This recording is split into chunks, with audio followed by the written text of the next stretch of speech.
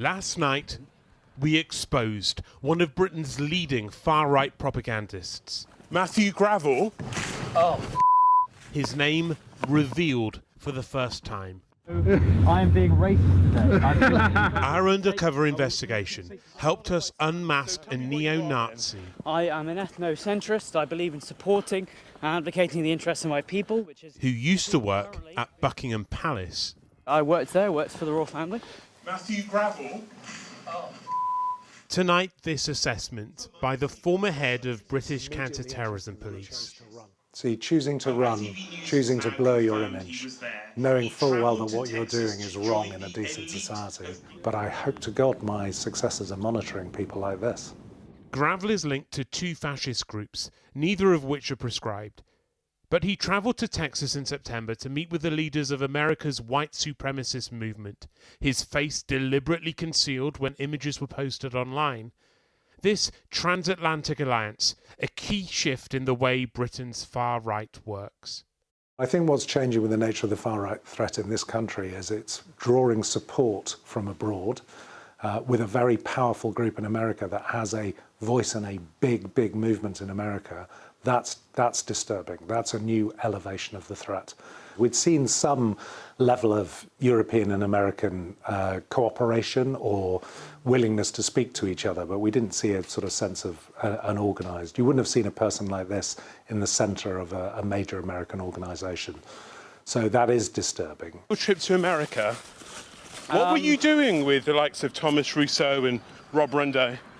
Having conversations. About what? Various topics, my friend. Using language like calling you sir and my friend to try and, soften what is the approach of an ideology of white supremacism is pretty disgusting.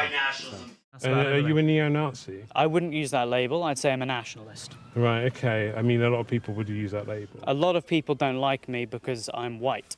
I'm just supporting my people who are on the verge of extinction. I'm not a terrorist. That is a classic white supremacist underlying ideology that lies behind a lot of the right-wing terrorism that we dealt with.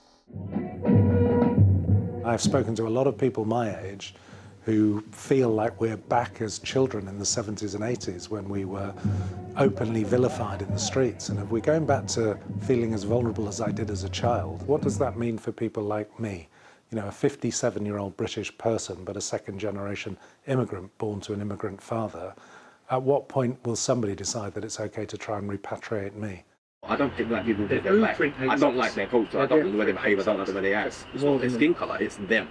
There is more than just racism. Some recruits were drawn in by the fitness and fraternity. But for Basu, it's social division that makes Gravel's groups even more appealing.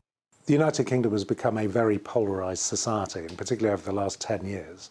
And we are split. And, there is an economic problem, and there is, on top of that, a mass immigration issue that has been highlighted very much by right-wing politicians. And in dealing with that is absolutely the background for helping radicalisers like this particular individual tell white people that they are being driven to the point of extinction.